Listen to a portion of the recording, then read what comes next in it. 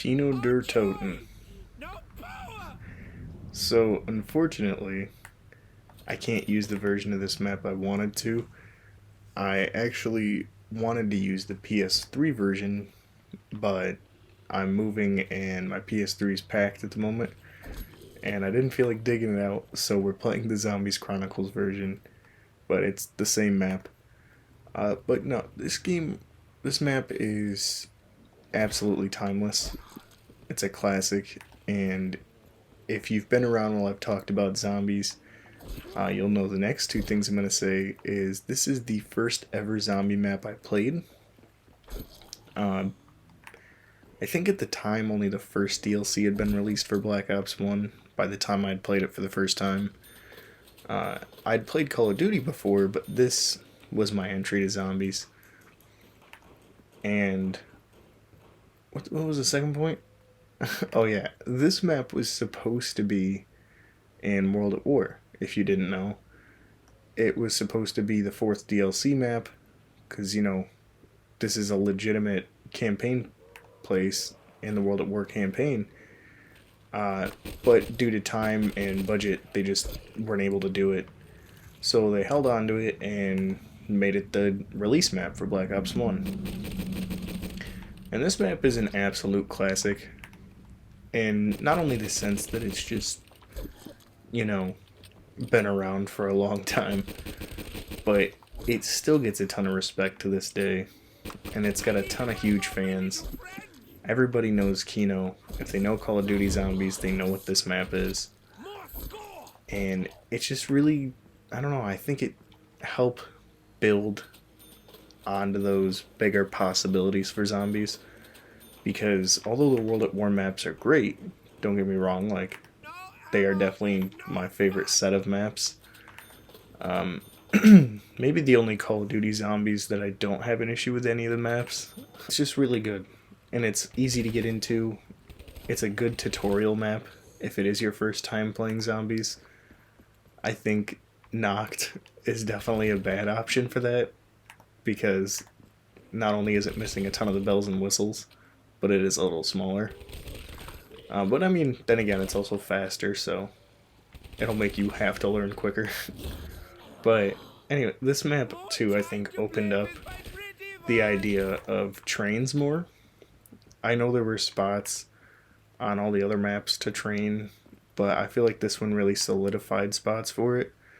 Like, I've trained in this area before, going up and around. I've trained in the stage area in there. I've attempted to train out here before, but that's a little tougher. It's doable. You just have to come in here and run back out to the outside. But it is a little harder. One thing I used to see as a negative on this map, but not anymore, is the Nova Crawlers. They don't bug me as much as they used to.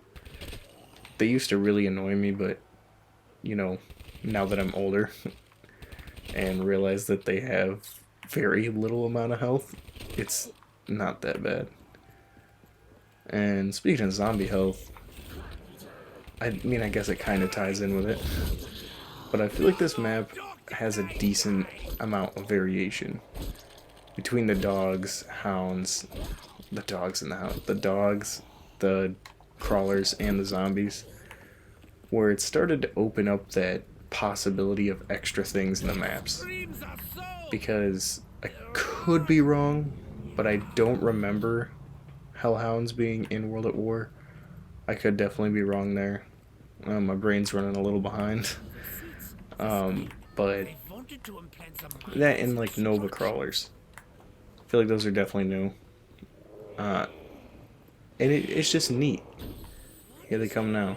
The second you turn on the power, you're faced with it. And now, I'm trying to think of any negatives for the map, because it's gotta have some, right? I guess this could go for any map, but I think it gets repetitive pretty quick. Don't get me wrong, I love the map with every fiber of my being, but I do think it doesn't take too much for it to feel very rinse and repeat. If you're going for XP and you're playing online Zombies Chronicles. Definitely a good go-to. Because like I said, you've got multiple training spots. I think the perk layout isn't terrible. I think where all the perks are located is pretty fairly distributed. The traps are pretty neat. I will say the one thing I wish was on all versions was there being a wall weapon right here. Because if you play on, I mean, unless you already have it installed, you can't play it anymore, but the mobile version and the Wii version, there's an AUG right here. I mean, for this, they could have put something like the VMP maybe. For Black Ops 1, they could have just dropped the AUG. But yeah, I think them taking that out of it's really the only negative thing I can think. I mean, this was the first map too, where if you got the teddy bear, like, you had to go to a possible other end of the map. But luckily, there's a little map here. Wherever the light is where the mystery box is. And don't do that. Yeah. You know, I feel like, oh, that, yeah, I can't believe I almost ended the video without talking about that. When you pack a punch, there's this screen right here holds some significance. Because when you pack a punch, it'll take you to an area, and I'll see if I can get there without having to buy ammo, so I can actually pack a punch while I'm up there. So once you're in the pack a punch room, and you know, you pack a punch and whatnot, they give you a couple of seconds to make sure you can pack a punch, do whatever you need to while you're up here. And you can see everybody on the screen from this little projector right here. But that's not the only use for that projector. I'll see if I can pull it off really quick. But once you're in here for a bit, it'll teleport you to either Samantha's room, the doctor's office, section of 5, or Bad Samantha's room.